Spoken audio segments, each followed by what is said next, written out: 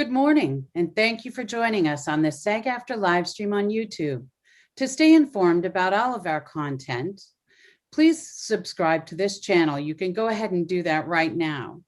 Today, we present the President's Task Force on Education, Outreach, and Engagement live stream, Twitter, what you should know as a performer for your brand. The presentation will begin momentarily. If you have questions that you'd like to direct to today's guests, please email PTEOE@SAG-AFTRA.org. That's PTEOE@SAG-AFTRA.org, and we will get to as many questions as we can in the time that we have. As a reminder, today's program is being recorded, and you can watch the replay right here on SAG-AFTRA's YouTube channel, along with a lot of other great content. Now, please give a warm welcome to today's host, SAG-AFTRA Executive Vice President, Rebecca Damon. She is also New York Local President and Chair of the National Innovation and New Technology Committee. Welcome, Rebecca. Thank you, Pamela. Well, hello, everybody. It is so good to be, even just knowing that you're here virtually today. I'm really excited because we have an excellent program coming your way today. It is a very special panel. Twitter, what you should know as a performer for your brand. And, you know, millions of conversations happen on Twitter every day. For all of you Twitter users out there, you already know that. But some people are actually starting to think about how can I really maximize my brand on Twitter? And that's part of what we're going to talk about today. So whether you're just trying to keep up with your fans and teams, or maybe you're following the breaking news or expressing yourself, what's going to be so great is our guests today are going to help elevate your Twitter game while connecting some dots on the platform features, offering how you can keep up with those trends, keep your brand fresh and at the forefront by making sure that we understand how these conversations work and how they matter. You know that you have a lot of questions. I have been getting texts and emails already, and I know you can send more into PTEOE@SAG-AFTRA.org. But I want to make sure that we really just jump into our program today. So we're going to be having a chat with Twitter experts to learn all the insider tips that help performers package and tighten up their online presence while learning the basics of what makes Twitter such a powerful place for members and for their fans to connect. We're going to cover things like how performers can use Twitter for fan engagement, enhancing their brand, tools for high-profile accounts, understanding the Twitter space, the best features and the best practices to just really boost your presence. We have two amazing guests with us today. I'm really excited. You're going to love these ladies. We have Sarah Rosen, who is the head of U.S. Entertainment Partnerships at Twitter, along with Jenna Ross, who is the Senior Manager of Entertainment Partnerships at Twitter. It is really nice to have them with us today. Sarah, in her role as head of U.S. Entertainment Partnerships, leads relationships with media and content publishers across TV, music, lifestyle, film. Sarah and her team also work closely with their various entertainment partners to extend and monetize content initiatives across Twitter. Sarah joined Twitter in 2014 as a senior partner manager and has played just an integral role in building out entertainment sponsorship business. In 2019, Sarah was named one of Ad Age's 40 Under 40 and Variety's New Leaders in Digital. So that's pretty exciting. We also have Jenna, who is the Senior Manager of Entertainment Partnerships at Twitter. She oversees the TV vertical for U.S. Partners team. She works with some of the most influential voices across entertainment to help them best use Twitter to tell their stories, to connect with their audience, and really drive meaningful conversations on Twitter. She joined Twitter in 2015. Since then, she has led campaigns of some of the most tweeted about series, including Game of Thrones, Scandal, Stranger Things, and she prides herself on having a finger on the pulse of all the latest trends.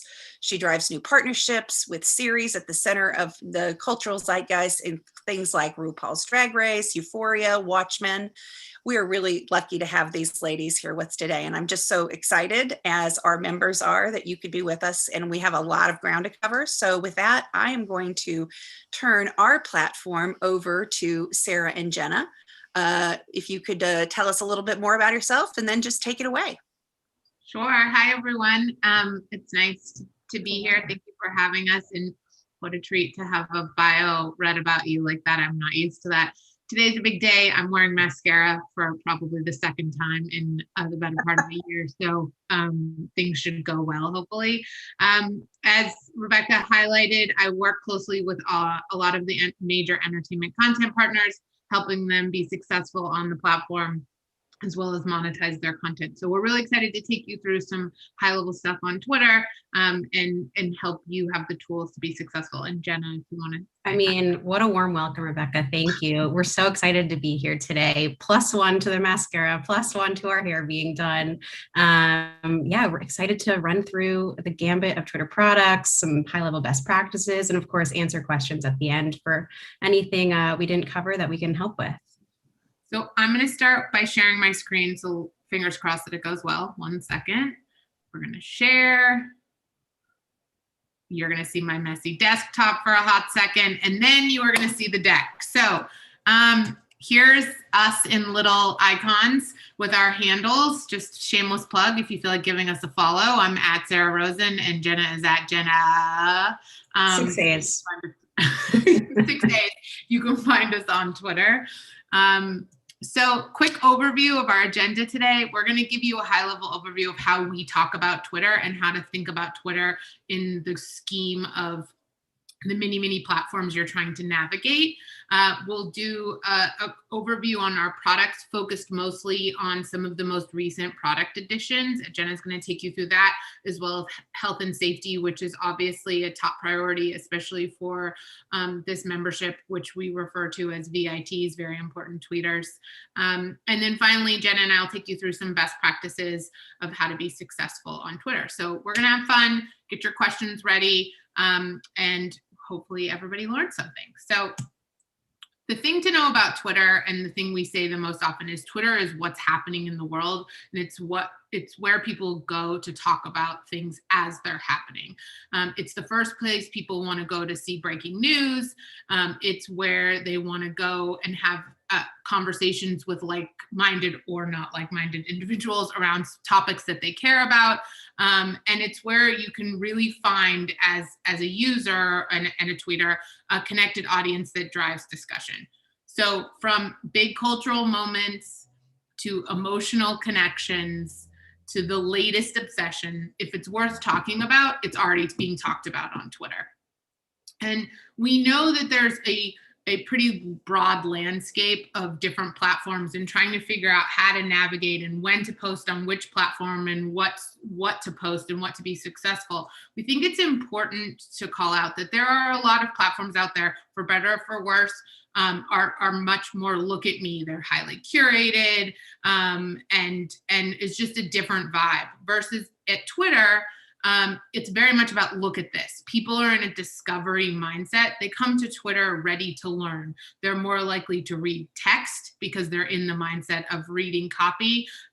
They are in a discovery mindset as they're scrolling through the feed. So it's very much a sharing platform for people to connect and find topics that they care about. So to throw some numbers at you, because it's not an official presentation until we throw big numbers at you. There are over 500 million tweets sent every single day. So there's a lot happening. And it's not just all about news and politics. Over 1.6 billion tweets about TV in the last year alone. And over 6.9 billion tweets about movies in the same time period. And 7.6 billion tweets about music. So the takeaway here is Twitter is full of all different communities talking about all different topics. So yes, news and politics are huge, but so is entertainment. And it's a great place to tap into fandoms around your shows, your films, your causes, because that's where people go to talk about it. Jenna? And that's a great segue. Again, we know now the conversation happens on Twitter. We know that Twitter is what's happening, as we've kind of called it, but want to take a step back, kind of run through the gambit of products, but even more of a Twitter 101. We're sure many of you watching, use Twitter every day. We love that. If you're not already using Twitter every day, won't hold it against you. Want to walk through, if you're joining as a new user, or again, even as a refresher for those educated users, kind of what it looks like when you're on the platform for the first time, or what it looks like when you're on the platform every day. So this is a screenshot of the home timeline. This is basically your home base for everything on platform. You see tweets from people you follow. If you see at the top of the timeline, there's now little modules. We'll walk through what that looks like, but that's our fleet line. We'll again touch base on what fleets are. But even if we want to go to the bottom, so again, there's a couple different things you'll see when you explore Twitter for one of the first times, or again, every day. The little magnifying glass is what we refer to as Twitter Explore.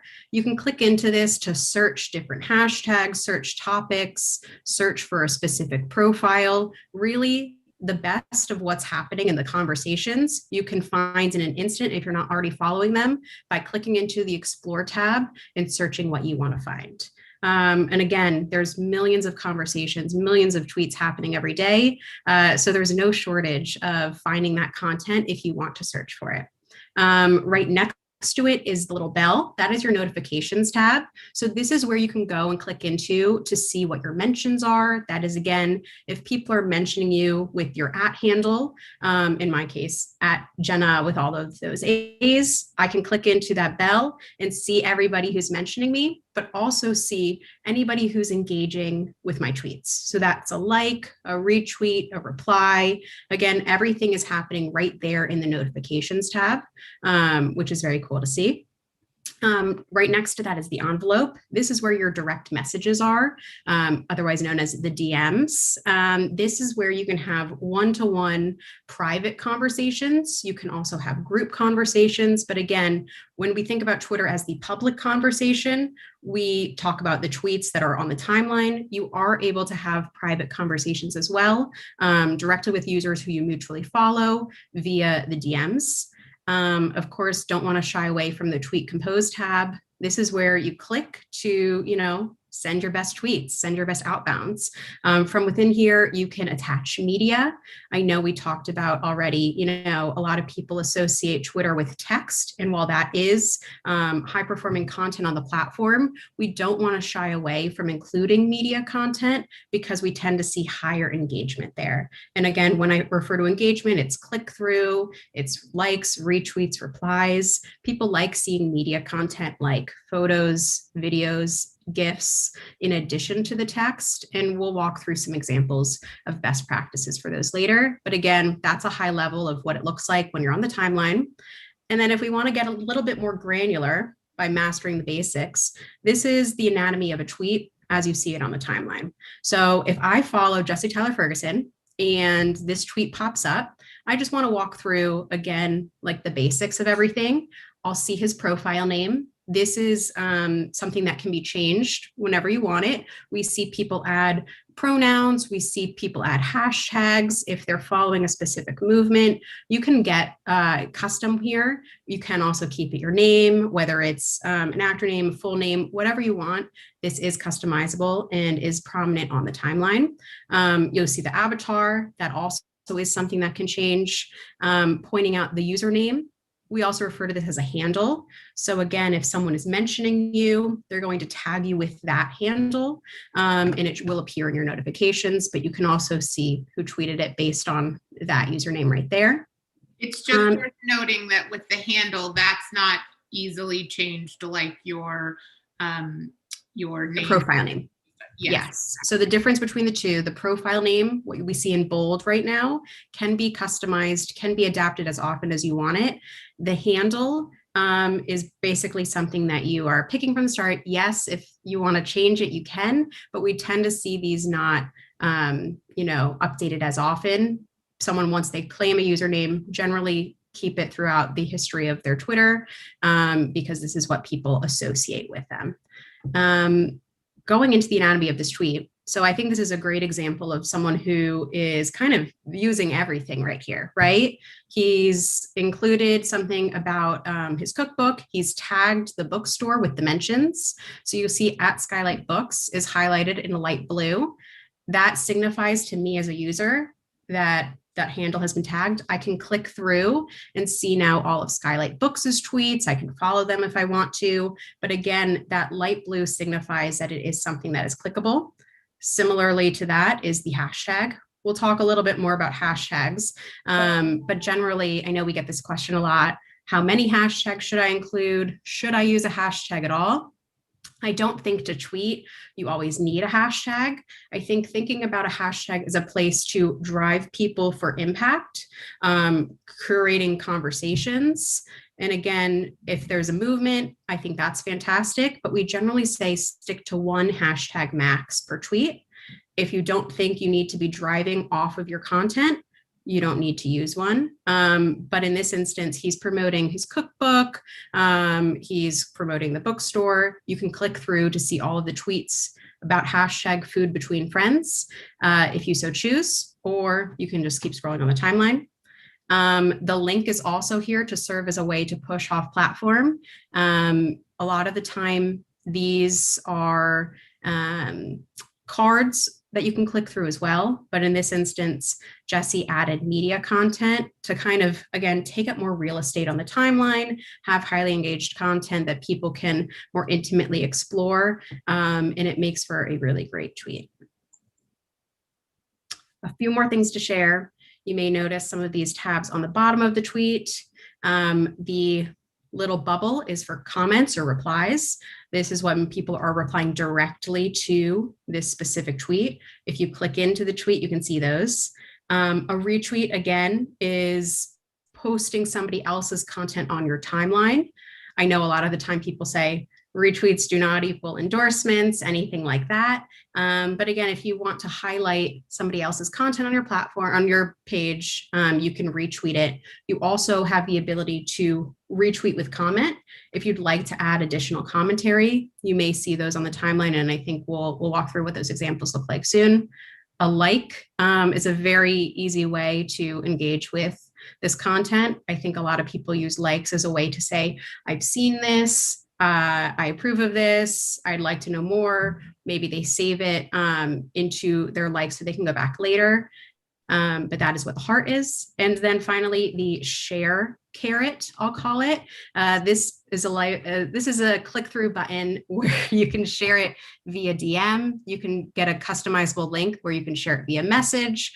Really, if you ever want to share a tweet in any form, it's a great way and pulls up a slew of options for you to be able to post that content wherever. Jenna, I just learned something I didn't know it was called a share carrot. I call it a share carrot. We're going to go with it.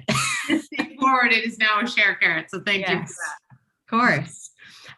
So I know when we talked about the home timeline, I mentioned something called a fleet line. And you're probably like, what is a fleet line?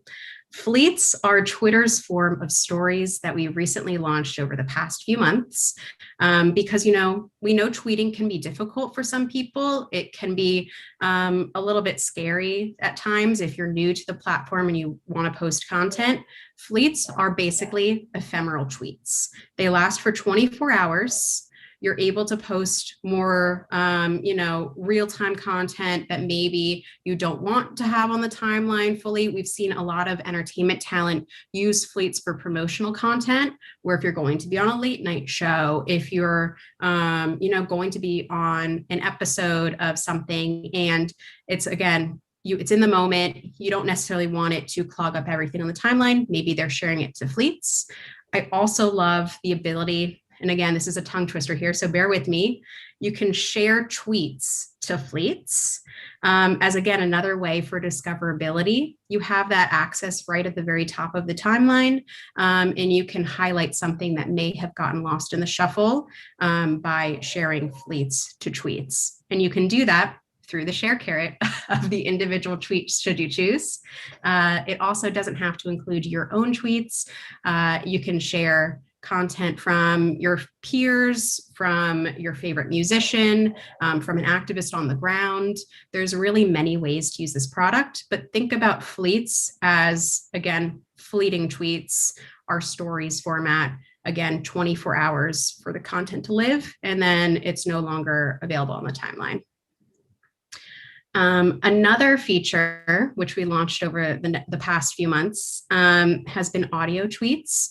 So we know, again, there's 280 characters on the timeline. You're able to add up to 4 images. You're able to add videos up to 2 minutes and 20 seconds. That's fantastic. It's all additive to the timeline. We wanted to think of how else we can start to extend those conversations and enrich and keep things authentic. And one of those ways has been through audio tweets. You have that same limit of 2 minutes and 20 seconds should you choose to take all of that time.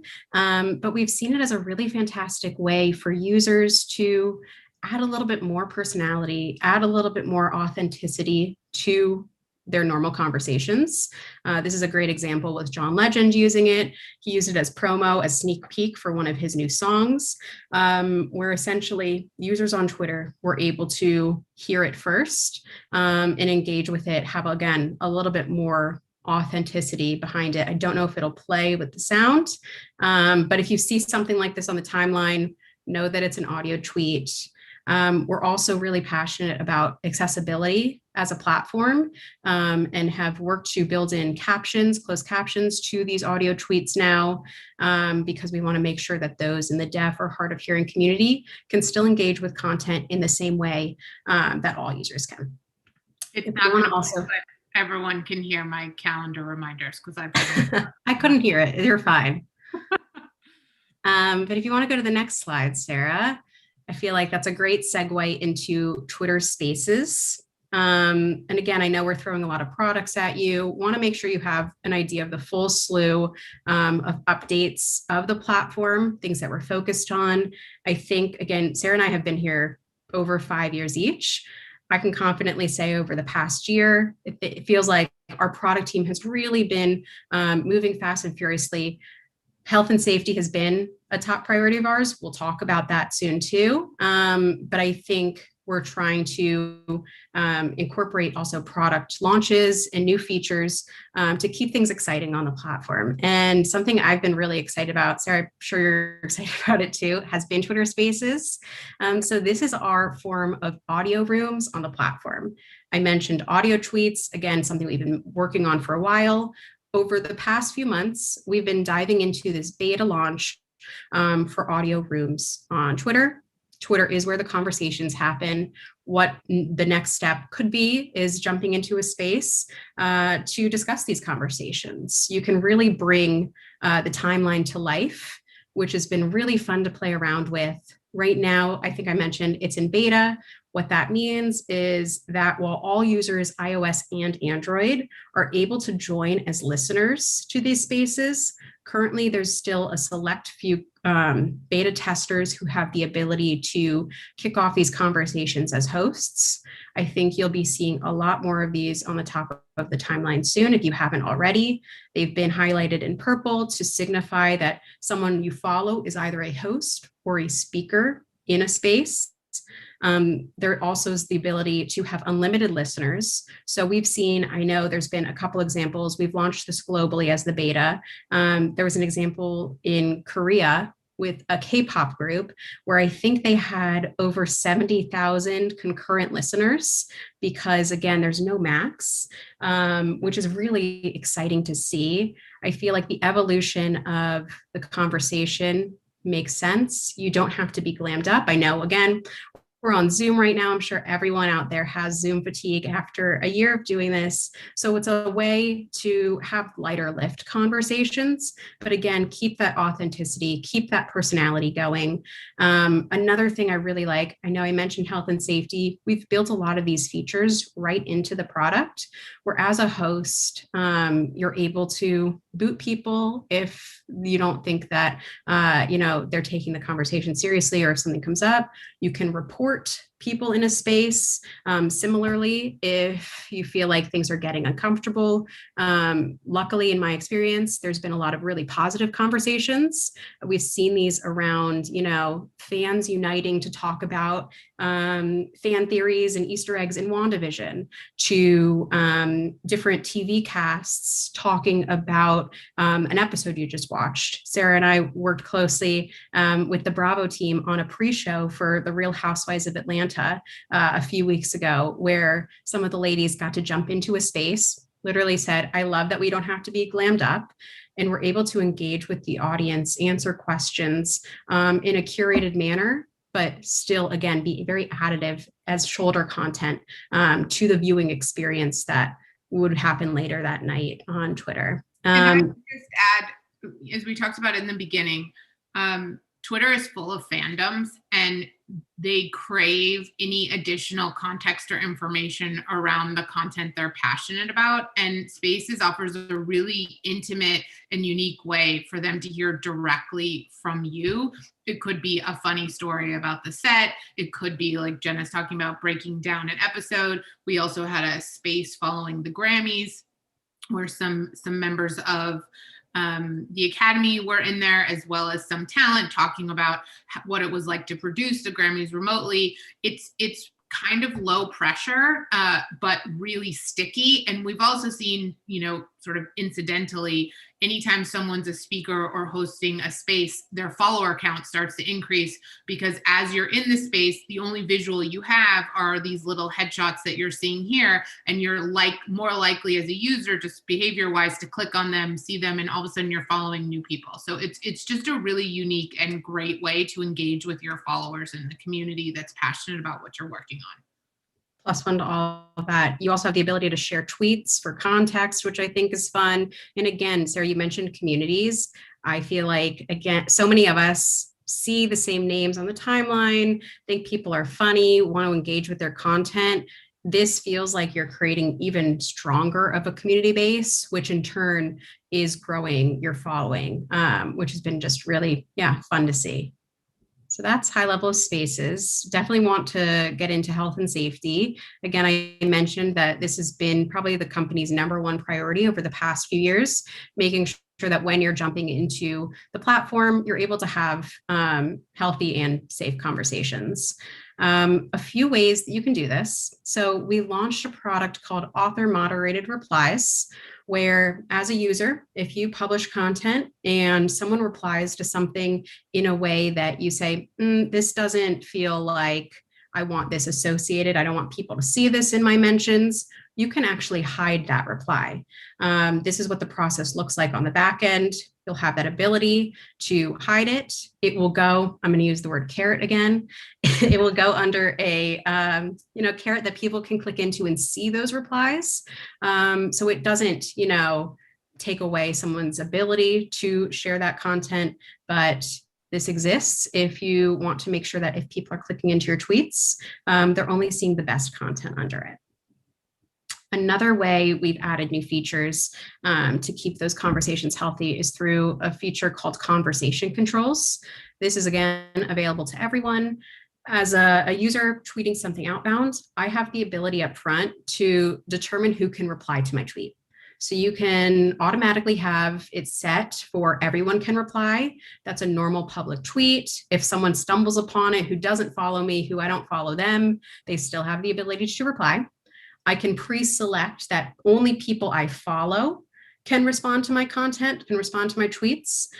So if you're only following 10 people, that limits it to those 10. If you're following 20,000 people, those 20,000 now have the ability to respond to the tweet. But if you don't follow them, they won't be able to.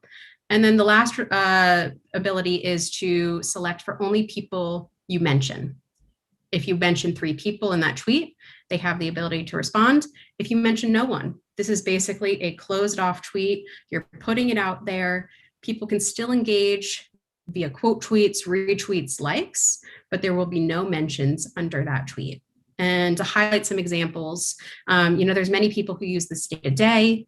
Oprah in this instance, you can see if you click into this, that only people she mentioned in the tweet can reply, meaning only Priyanka Chopra, Nick Jonas, or Discovery Plus can reply to this content. You have that little kind of warning. Same thing, similarly with Ava DuVernay. Only people she follows can reply. So if she follows you, you're able to respond, but everyone else will see a closed off ability to not be able to respond to that tweet. And then lastly, want to highlight some of our reporting flows. Should there be something abusive, should there be an impersonation account, you can always go to rules.twitter.com or help.twitter.com/forms in order to report that directly to our Twitter support team. We care very much about making sure that there is a timely response, making sure that there is something inputted for the team to review. You may also see the ability through certain ellipses on a specific tweet.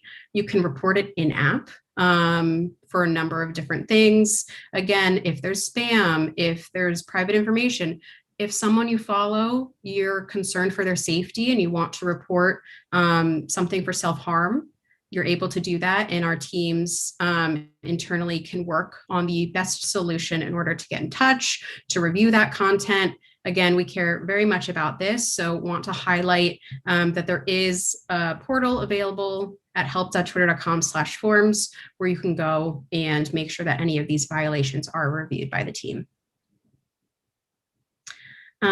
We get asked a lot about other ways. You know, these are proactive things that you can do. A lot of the things we're showing, conversation controls, author moderator replies, a little bit reactive, but still, again, as a user, you can do that. Let's say there's stuff on the timeline that you'd rather not see. This can be spoilers for a TV show or a film you haven't seen.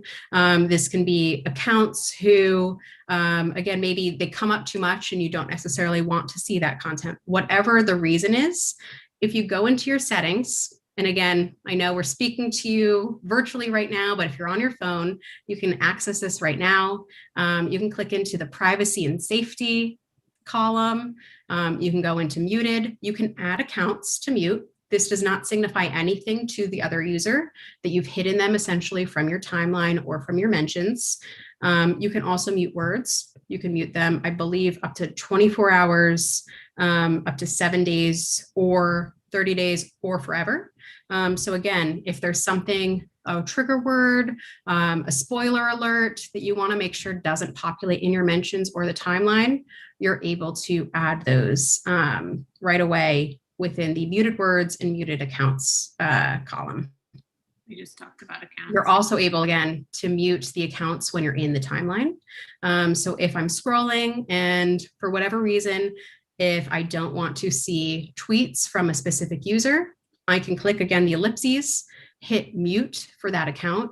No notification is sent. It's different from a block. A block is telling someone you can't see my content. It is notifying them if they do click on your account that you've blocked them. A mute is not like that. So we definitely recommend muting in the instance where you want to hide stuff on the timeline from a specific user, as it's very low lift and doesn't share anything with that user.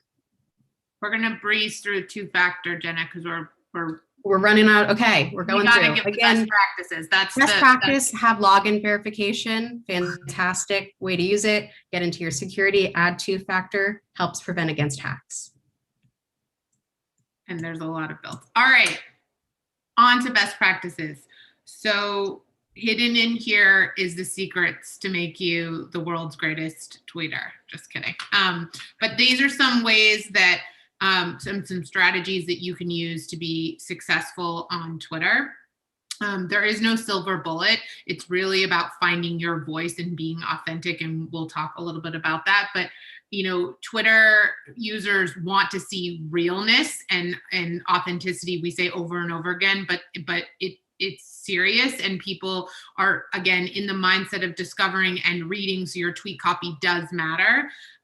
So first of all, you want to engage with your fan base. This is one of the unique platforms where you can actually have a one-to-one conversation with your fans, and they flip out. So being able to respond to fans, whether it's a thank you or even liking it or answering a question, this doesn't have to be a full-time job, but once in a while when it feels right, it can go a long way and just is also a unique experience for you to be able to have that connection with the people that are passionate about you and what you do. Another way to do this is, have those conversations, engage with your peers. So many people on this call right now, I'm sure you have mutual follows, you're connecting with each other IRL, maybe not as much IRL right now. Having those conversations on platform is a great way to build your following as well. If someone has more followers, you're able to engage in a way where their followers then see it. But also it's a fun way to just help promote yourself, help promote the content, help spread awareness about, charitable things that you're passionate about. We definitely recommend having conversations in public, even if it's, people who you're texting as well. Celebrate your successes. People are rooting for you and they want to see the happy stories and they want to see you win and succeed. So sharing that, especially, again, the word I'm going to use too many times, authentic, in an authentic, real way, is a unique thing for fans and users to see. So it's definitely a way to show what you've accomplished and also engage your audience. Oh, look, authentic's back. Go ahead. Can we hammer this home anymore? Authenticity is key on the platform. I think in this day and age, people see past it if you're not being authentic, if you're not being your true self. I think, again, we want everyone to be comfortable and leverage their voice in a way that feels right to them, because that's what's going to make you succeed on the platform. I know, again, there's no one size fits all for everyone. We don't expect you to right away just jump in and do all these things. Take it slow and steady. Take what we're talking about, make sure it feels right for you, and that will translate to your audience as well in order to build that engagement, build that following, and be successful on the platform. You can also use Twitter to drive your own press cycle and control the narrative around things that are happening around you or with you. It's a really, really powerful tool to get your message out in a quick and succinct way. And as I'm sure everyone watching has seen, tweets frequently get picked up in the press cycle. And so it's a very simple way for you to control the story and very useful in that. So again, we get asked a lot, how do I promote my upcoming series? How can I promote this film? Whatever the case, whatever you're trying to promote, I think if you want to strategically approach Twitter, maybe all social media, but we can speak really to Twitter, as something that you're doing regularly. If you're approaching the platform as purely promotional, you're only going on to post teasers of a trailer or ads or things that don't feel, again, authentic. Sorry to hammer that home even more. Your followers aren't going to respond well. But if year round, you're doing little things like engaging with your fan base, like engaging with your peers, and they can come and see that it's not purely promotional all the time, they're going to respond better to when the time comes that you're promoting your projects. And again, when you're thinking about that, thinking about using different media to share behind the scenes, different footage that only you have. They come because they want that connection. They come because they know on Twitter you're able to share things one to many. So do those things and think about, again, approaching this as an always on strategy more than just a purely promotional strategy. Got a couple of more for you.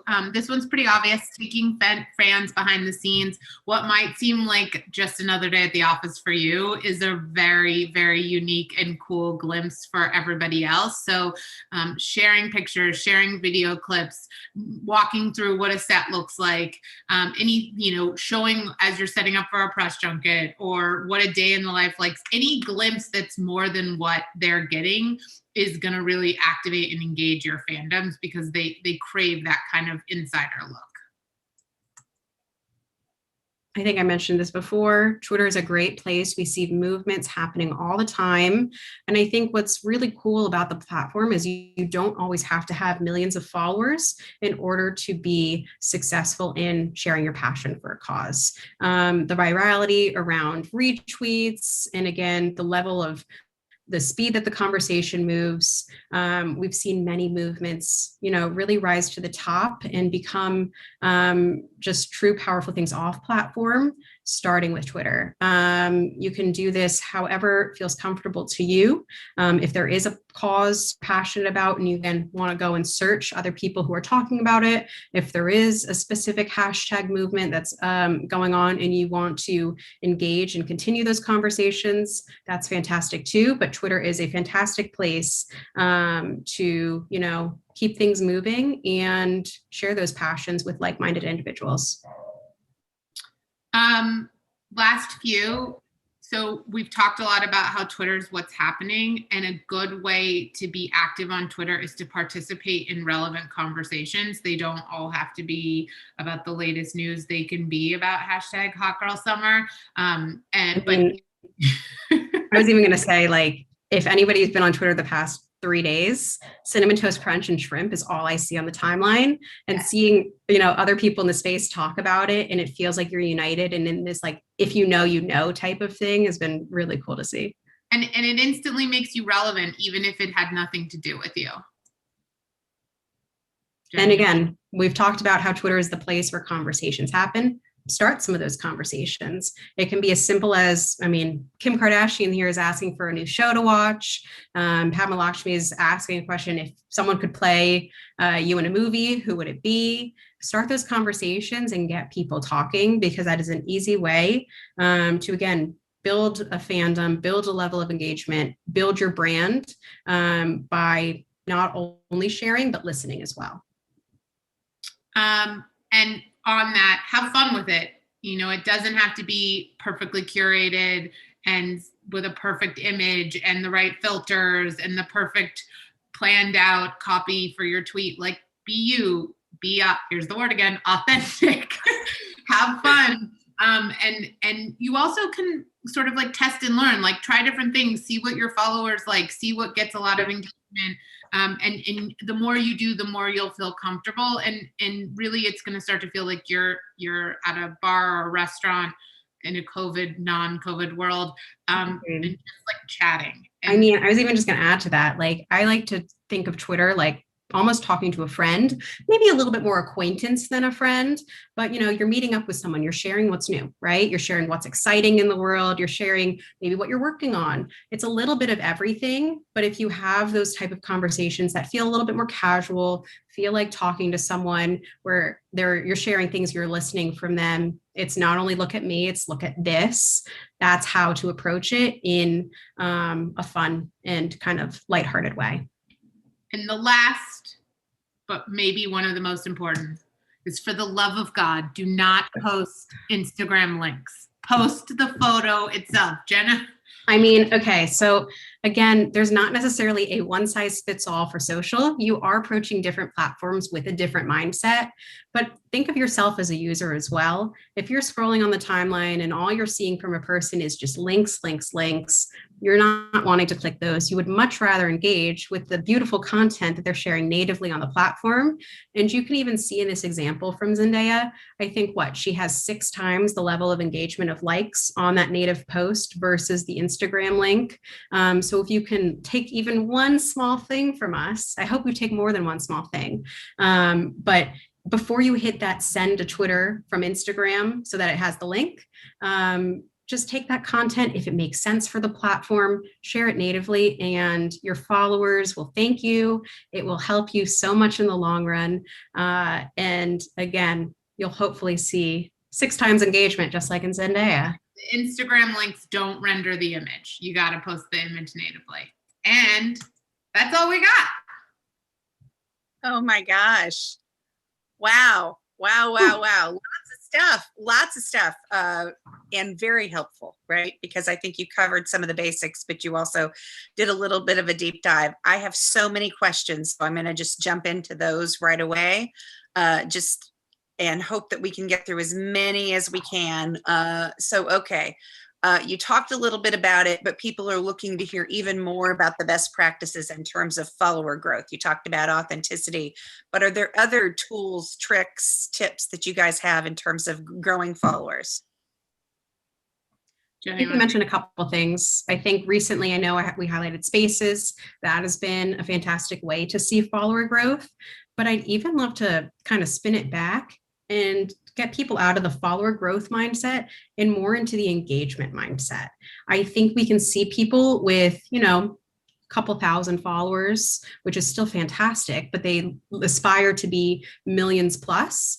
Sometimes these smaller accounts are driving bigger numbers than those million plus accounts. So really building that community, building your brand, starting those conversations to have retweets, likes, replies, I think sometimes is even more important than that, that follower number. But again, we have seen people with joining Spaces, growing their follower count. I think, again, sharing behind the scenes content, being authentic, like we said, all of these are tools that will ultimately help you grow your following and build your brand on Twitter. That's great. And so I know you tempted fate by showing that link there with the Instagram. We had somebody that asked that they really do prefer to share from Instagram to Twitter, and they would like to just be able to post one time.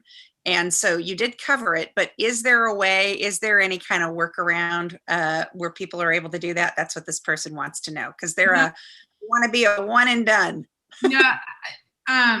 It's fair and understand why people are coming from a place of, it's a lot of time to post on different platforms. But from a purely technological standpoint, Instagram links don't render within Twitter. So there isn't a workaround to make that image appear. It will always remain as a URL, at least for the foreseeable future. And that's a technical limitation.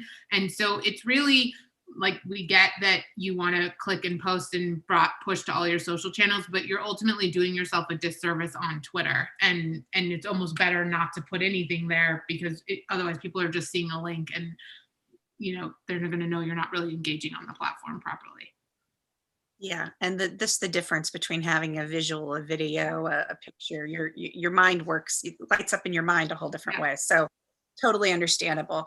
So could you do a little bit deeper dive on Twitter Spaces, and also just because people are also familiar with Clubhouse? So could you talk a little bit about that and give people a little more information? Because I think we got some people definitely lit up the conversation with talk to us more about that. So a little bit deeper dive, if you could. We might have to have you back as that gets bigger. So that's fine. So hopefully we'll be launching to the general public soon. And again, while everyone can join as a listener, it is limited to specific hosts. So you may or may not see it on the timeline right now, but hopefully more soon. We see Spaces, again, I think I mentioned this, as the place to extend those conversations. We know Twitter is where the conversation happens, and we think that kind of having that as a jumping off point to have personal, audio dialogue is really what makes us stand out against some of the competitors, because you're already coming onto Twitter to talk about all these things that are going on in the world. And it just adds, again, a layer of authenticity, a layer of personality that you can't necessarily get off the other platforms. I'll also say, we've seen other platforms have to come onto Twitter to share awareness. If you have this one-stop shop where you can come and you can share that, hey, I'm about to jump into a space. At this time, we're working on scheduling those type of things. But I think, again, you have that audience built, you have the conversation happening. That's really where it shines. I also think one of my personal favorite features is the ability to share tweets within a space. So we've seen these for Q&As. If you want to keep it moderated, you don't want necessarily everybody jumping onto stage to ask questions or to have that dialogue. You can prompt people to tweet their questions instead and more selectively curate what you want to respond to. Is there, an anniversary of a project that you worked on and you want to pull up different highlight tweets from over the years? You can have those be the way to continue those conversations by saying, oh, Sarah tweeted this, let's talk about it. And you go on to the next thing, to the next thing. It's been really, just exciting to see a great way where follower growth has been definitely something that has nicely kind of translated with it. And I think we're starting to see homegrown spaces stars. So it's an opportunity if you have behind the scenes background knowledge, if there's stuff that you haven't always been as comfortable sharing, face to face or virtually, it's an opportunity for people who are very comfortable with their voice to really excel in the space. Pun intended there. But yeah, I feel like that's high level. Sarah, is there anything you want to add from a spaces POV? I just think, especially right now, as it's a new product and rolling out, it's a great time to test and learn. It's pretty low pressure. And I feel like a lot of what this group probably deals with is high pressure. And so to have something that you can go in, there's no time limitations, you can do short, you can do long, you can promote it, play around with it, and start to see what's comfortable and really be like an early adopter of this product. It's great. And again, as Jenna pointed out, you're engaging with an existing community that's already there instead of having to be in yet another platform and try to pull in your community that you've built on Twitter. Yeah, I think it's great. You also mentioned the pressure of some of these things. I think that the fact of being able to just have audio only, and I loved it because somebody recently just said to me, a person on a show saying how the thing that they love about anything like this is if they don't have to put the mascara on. Yes, so I love that you got started with the mascara, and it just reflected back to that moment for me, which is great. Yeah. And these things don't have to just be brand promotion, but you want them also to be fun and enriching. We got a great note from one of our members saying, they have a lot of followers, and they also noticed though that they've been going through it with their team. They also have things, a lot of bots. And so what they want to do is they want to try to do whatever they can to minimize this. And they're looking for whatever tips or things you might have that, can you help us with that a little bit? Because I think that's of interest too. You could have just a few followers and still see that happen, but certainly on a big account. Can you talk about that a little bit? Yeah, I think our team, we have a really great spam ops team, I think, as we refer to them internally, who constantly do sweeps for those bot accounts or accounts that may feel suspicious. So we're constantly sweeping for those, for anything that we see, light up a signal internally. So if you suspect that there's something, you can always send it our way, but know that there's teams who are sweeping the platform, day in, day out to make sure that the followers you see are active, are real, and the ones who have the potential to be engaging with your content. That's great. That's helpful to know that. So people can report it to you is I think the secondary question. Correct. We got and we can, escalate it to our spam ops team to take a second look. Awesome. But they also are proactively scanning all the time. Great. So we have somebody, with a series that's due to premiere, and they want to know, are there ways to get that conversation particularly trending? Do you know? They know that's coming out. They want to work with their folks to do that. Do you have advice on that? Because I know you do a lot of work in this area. I mean, you want to take it, Jenna? I was gonna say, I think what we talked about a little bit of, doing it year round, not only coming for purely promotion, building that community, building that fan base with a couple of the things we discussed as a starting point, you're going to see those people stick with you, right? If you're engaging with them, if you're sharing behind the scenes, if you're kind of just treating Twitter as a place to grow that following, they're going to be engaged. They're going to want to share with their friends. It's very much word of mouth on the platform. They're going to want to tell people, hey, I've been engaging with this talent. I'm also watching the new show. It's fantastic. Tell your friends. It's how we see a ton of different conversations bubble up on platform. It's the kind of that as a starting point. And then you start to see week after week, the convo pick up. It starts to trend. It starts to, you see keywords around the show trending too. But I think it all starts with that base. And Sarah, I know I cut you off, but. No, I was going to say if we had the magic recipe, I think Jenna and I would be billionaires, but on how to make something trend. But I think it takes a little bit of work and investment, and it's not like you're just going to magically you're going to shoot out one tweet, your show's on air, and like boom, you're trending. It takes a while to build an audience, just like it does on a linear television show.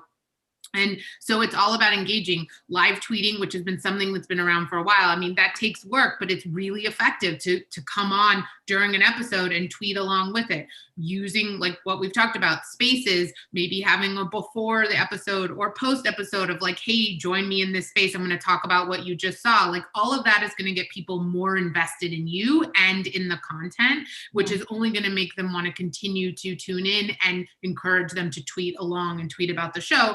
Because ultimately, when something trends, it means that millions of people are tweeting about it. So give them something to talk about. It's velocity and volume is basically what makes up trends. I know that's a question we get a lot of what makes something trend. It is, again, like many people at once tweeting about the same thing. Also, Sarah, to your point of live tweeting, that's a great call out. I think we've gotten asked a lot and have to adjust to different viewing habits when people aren't only watching linear TV. Maybe they're binging it. Maybe, they're watching a few days later from DVR. We've kind of developed this watch party concept. That's an eventized live tweet where talent or a network or a studio can say, hey, at 8 p.m. Eastern on this day, tweet with us. We're all going to hit play at once. It's leveraging Twitter as that second screen experience in order to gather that community and really kind of just make it pop in a way that you didn't always get before. So there's ways strategically to think about, again, getting your fans to the same place at the same time where they know you're going to be on, you're going to be answering questions, sharing different content that we've seen a lot of success with in the space. Okay, so now let's go back to hashtags, because you guys did a great explanation about hashtags, but people clearly want to dive into that conversation a little bit more. One of the questions is why only one? Why is more? Why is too many too many? Like, what's the rationale behind that? We've got some folks thinking about the strategy here. They're really listening to you guys. So go ahead, start there. Jenna, I'm gonna start, and then feel free to jump in and correct. If you take a step back and think about why the hashtag was created and what the purpose of the hashtag is, it's to organize a conversation. It's to take millions of tweets that are all over Twitter and have them unified under one tag. That's the foundation of what a hashtag is. So if you're tweeting, the reason that you want to have one, maybe two hashtags is because you want to tie it to the conversation about what you're tweeting about.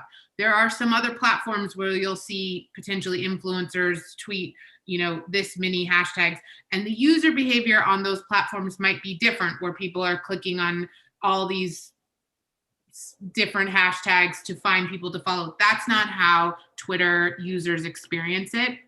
And back to the previous question of trending, the way to the velocity and volume of conversation, one of the markers of that is a hashtag being used over and over again. So if you're tweeting about your show and you've tweeted out 5 different hashtags, it's very difficult to center that conversation around one specific hashtag to get the volume up. Versus if everybody knows, okay, we're tweeting hashtag Oscars and not hashtag Oscars, hashtag red carpet, hashtag award show in April, it organizes it and keeps it on track and makes it bigger. Jenna, anything you want to add? No, I was just going to say, think of hashtags as a call to action, right? If you have too many calls to action, your followers aren't going to know what to do. They're going to get lost and they're probably going to ignore all of them. So if you give the directive for one specific thing, again, maybe 2 max, it's helping your followers know what you're asking them to do.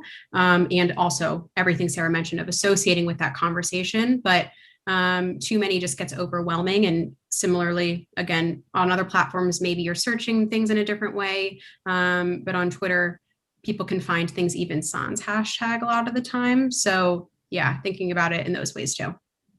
Yeah, you actually just started to, the next question basically says, if you forget to use a hashtag or you don't use a hashtag, how does that get spotted by other people? So you kind of touched it there a little bit. Yeah. So through the search, through that magnifying glass that we walked through, you can search for anything. I can search the word the and see all tweets that have the listed in it. So there are ways for people to discover content. If you're talking about a show or a film title, you're talking about a project name that might not be associated with a hashtag, or you're really just having that conversation, people are still able to find that and see it in the timeline, even without the hashtag, which I think is a fantastic feature of the platform. The ability to go in and search and really find answers, find content that you relate to, that's, helpful in whatever way. And a lot of the time, yeah, we see people, talking about something, and that's the power of Twitter. It can get picked up even without that hashtag to associate. So, Rebecca, the one other thing I do want to call out back to the question about multiple hashtags is, remember, you're dealing with 280 characters. This is not an unlimited amount of text. And again, people are in the discovery mindset. People actually read the tweet copy on Twitter versus, I know there are other platforms where it's all visual and maybe they're less focused on what the text actually is. So to take up a large portion of your 280 characters, which is an opportunity to get your message across with a bunch of hashtags, is sort of defeating the purpose of being effective on Twitter. So it's just one other reason why limiting it is to your advantage, because 280 characters goes real fast. Well, you guys, I don't think you can see the questions as they come in, but at any rate, that's great, because you actually said with the hashtag, the next question had to do, is it better just to add the hashtag at the end or incorporate it into the text of your tweet? Does it matter? Is there an algorithm that can tell us is one better than the other? Either matter. Is good. Whatever's better for your flow. If it makes sense to, me personally, when I'm tweeting, sometimes it makes sense because I'm talking about something, and instead of saying that word, I use the hashtag. Sometimes I have my whole train of thought, and then at the end I hashtag it, or it's whatever feels right to you in that particular tweet. Great. Okay, so we have somebody that's right now on their mobile app, and they want to know, they can't find Twitter Spaces, and they want to know if they're doing something wrong. So they're not doing anything wrong. So the ability, like I mentioned, host access is limited right now. So they will most likely not see that ability to start a space. And because it's still limited, unless they're following someone who has either started that space or is a speaker in a space, it will likely not show up at the top of their timeline. However, I believe if they wanted to go to search, and we can send this over to you after, but I believe twitter.com/i/space. I'm checking now, maybe spaces.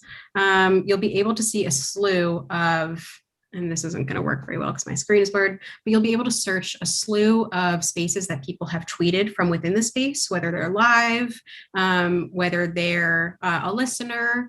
You're able to tweet that you're participating in something and click into it when it's live. So yes, twitter.com/i/spaces. There's a ton of things that are just happening, and you can click in, kind of just listen around. I feel like that discovery mindset is absolutely a thing right now with spaces too. But hopefully we'll be rolling out that ability for all users to be able to kick off and start their own space very soon. Great, that's great. So yeah, don't worry, you're not wrong. You just hadn't found it yet. So can you talk a little bit about etiquette and protocol when it comes to tagging people or retweeting, let's say casting directors, other creative teams? Is there a best way to sort of integrate that without feeling exploitative of people or, just being annoying? That's the question. People want to do it in a productive way. Do you have advice on that? Meaning in terms of getting people's attention. Yeah. We've stumped you. I know. I'm thinking about it. It's hard. If we're talking about, are we talking about in terms of getting jobs from Twitter? Because I do think, I joke about this, but it's the truth. I think Twitter is the new LinkedIn, where we've seen many people tweeting it into existence, whether it's working with someone, whether it's a project or a goal they have, they've kind of put it out, they've manifested it. And then years later, they'll come back around and be like, look what happened. I just saw an example. Isa Gonzalez the other day tweeted something maybe 6 years ago about working with Rosamund Pike. We just saw her in I Care a Lot with Rosamund Pike, she came around full circle, tweeted about that as a quote tweet to say, look at what happened, because she kind of put it out there. We also see, I mean, I'm sure many people on this call are familiar with a number of the different Twitter threads or stories that have been turned into full-blown projects. Zola's coming out soon, Inventing Anna with Shondaland around the Anna Delvey story. There's many instances of these type of stories that are being produced based on conversations and threads that are happening on platform. So I definitely think, you know, if you're exploring things like that, it's a great way to put it out there. And I think just by sharing your best work, I think people will pick up on that. I don't think I think everyone knows their own personal comfort level of how much is too much, and kind of feeling that out.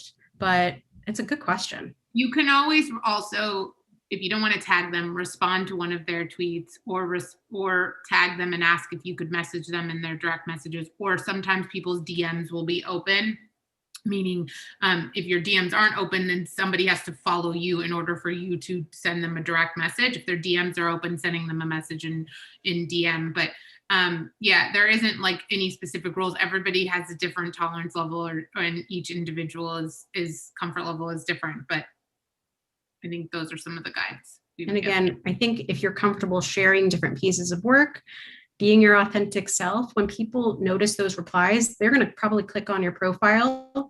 If it's more built out, if it feels like you and your true self, you know, that is that other layer of people kind of feel like they get to know you on the platform, right? I know people who I've never met in real life, but I feel like I know them because we mutually follow or I see them in replies. I think the same thing goes for these type of projects where when you're clicking on someone, you want to get to know them based on their profile. Of course, not sharing too much, not sharing what we're not comfortable with, but that's definitely something that will likely help if people are exploring that way. Yeah, that's a great answer. Took a second to get us rolling, but well thought through. So we have somebody asking about audio tweets, and is there a time limit on these kinds of messages? Yeah, so audio tweets currently have a limit of 2 minutes and 20 seconds. I believe if you go, and again, these are all real time, they're not uploaded. You can hold it up to a speaker if there's something you want to do. If it exceeds that time limit, what it's going to do is it's going to create a thread of audio tweets. So it will automatically publish it into an extra tweet. So you don't necessarily have to worry about it. But we generally see with a lot of this media content, short and sweet is better. So wouldn't put something too long unless it's highly engaging and you think people want to listen for that long. You can always split it up into different threaded tweets. We've seen that happen a lot, just proactively, but technically the limit is 220. Gotcha. We have somebody that's thinking about hosting a Twitter party with their cast on their TV series. And what's the best way to do that? What's your advice on that? So we definitely say, you know, treat it like a literal party, you know, send out an invitation, tell people essentially when they should expect to tweet, tell people how they can expect to participate. Are they watching it on linear? Are they watching it on a streaming service and pressing play at the same time? Proactively sharing that information with your followers will help them get to the finish line and understand what you're asking of them. I also think, again, having as many participants as you can, I think is a really fun way to play off of it. If you're engaging with your cast and you're engaging with your fans, you're engaging with the creatives behind the scenes to share some anecdotes, thinking of it like a director's cut commentary, if you will. I think you don't need to regurgitate what everybody's watching because we're all watching it together. Share those, you know, pop-up video style anecdotes that they can only get from participating in the moment. Of course, if someone misses it, they can go and they can look at the tweets later. But again, I think you have something special to offer through these things. Share that with your audience and, you know, they'll be excited and kind of share their love in return. And push the network or a studio or streamer where the show is airing to be involved and support, and also to tell us. So it's great to do on your own, but you should also be pushing them to support and put a little muscle behind it also. Gotcha.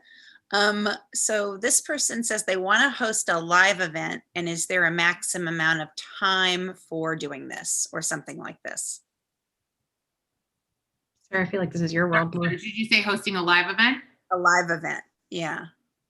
Yeah, so there isn't a maximum amount of time. You can go live on Twitter, and you'll see a lot in the entertainment space. We do a lot of live pre-shows. We do a lot of live red carpets. We'll do post after shows, commentary, things like that. There isn't a time limit. I would say people are not coming to Twitter to like buckle in and watch 2 hours of content. That's just not how people consume content on the platform. It's much more of snackable bite size. So I think brevity is fine. Having a really impactful 20 or 30-minute live stream is perfectly fine. It depends on what the content is and what the timing is.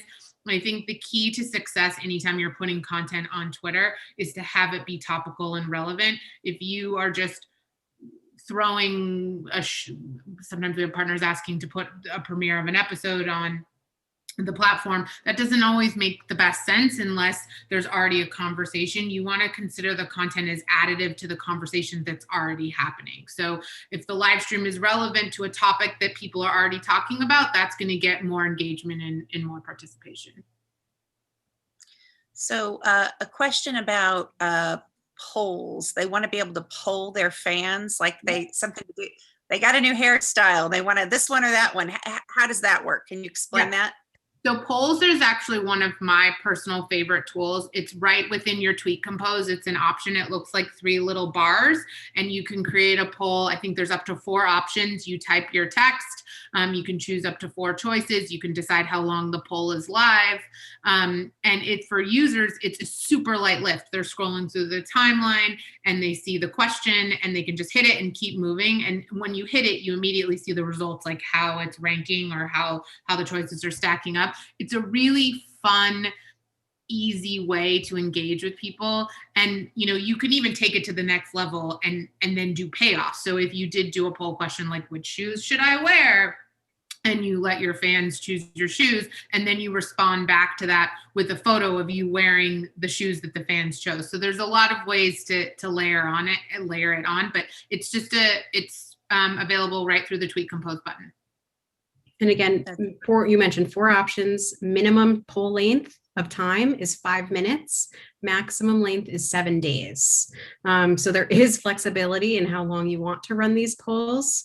Again, the real-time nature, I feel like shorter, a day or so, is probably best, but it depends on the situation, depends on what you're asking. You're able to retweet that content if you want to give it an extra oomph, if it is for multiple days. But yeah, super low lift. Great way to leverage it. We also people want to know if they want to have different profiles to a single Twitter account. How does that work? Meaning one handle has more than one? Yeah, if they had, let's say they had different, I can tell who the person is here. So is there a way to do that? So if they have different aspects of their life that they want to highlight, maybe you have a star who wants to sort of have their political life on one thread and then their business life about their show or their music or otherwise on a different, is there a way to separate that out? It would need to be 2 separate accounts or 2 separate handles. And you can certainly within the app toggle between, people have multiple accounts and can toggle between the accounts that they control, but there isn't a way to break up, have the same handle doing 2 different things. Great. And then we have a question from a mother of a parent saying her son is a younger performer and she's been hesitant about having a Twitter account because of a lot of the conversation out there, but they're getting some push from the son and wanting to get an idea. Is it good to have that professionally? Are there safeguards around that? Should she be just the one to manage it and then, at 18, hand it over? Do you have advice in that universe?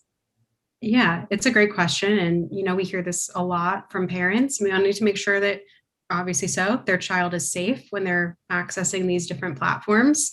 Twitter's policy is that anybody, you have to be 13 or older in order to hold an account. I'm not sure how old the child is. There's ways though we can work on having a GDPR form in order for the adult to kind of claim ownership of the account until their child is of rightful age. I think it's whatever they're comfortable with. Again, we walked through some safeguards like conversation controls, like author moderator replies, like muting.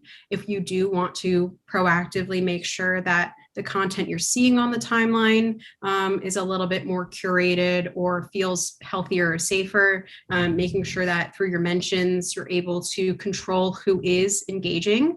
But I do think, depending on the situation, if there are easy things you can share that feel like pre-approved behind the scenes, or again, noting that maybe the account is run by a parent. We've seen a lot of people use that as ways to keep the child out of it, still engage with the audience in ways that feels okay to them. Maybe there's occasionally Q&As where you can hear from the younger star, but again, it's the parent going through the questions, making sure that the child isn't seeing everything. But if there's specific questions about, other tips, other tools, happy to, one-off and kind of run through that. But really it's about comfort level. It's about making sure that whatever you're putting out there, you feel okay with, because knowing it is a public platform, people can engage with it. But we're hoping, and we've seen a lot of success with some of the recent features and tools that we've added to make those conversations feel a little bit healthier. That's great. We are just running out of time. So I think we're going to have you fabulous ladies come back, because I had a lot of questions people have about how to better study their analytics, how to work with their teams on this. You guys just covered so much that I wish we could just keep you all day. So we'll just have you back instead. We certainly do a 2.0, and we can take feedback from this to help curate what that 2.0 covers and go a little bit deeper. We'd be happy to do that. Well, that would be terrific. It really was a great presentation today, and we really appreciate both of you being here, Sarah and Jenna. I'm so glad you decided to go for the mascara today. We would have been happy with it without it, for sure. Glam free, no more glam on Spaces. Definitely going to say something like, "Mommy, are you going to a wedding?" Because they don't. I'm not sweats.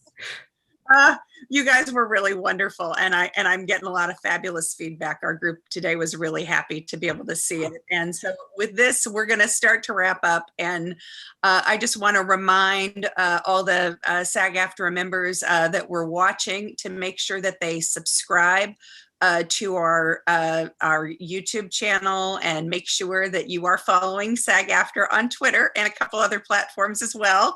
And also, we had some folks today who might be interested in our social media influencer agreement. So if people are interested in that, you can see that at sagaftra.org/influencer.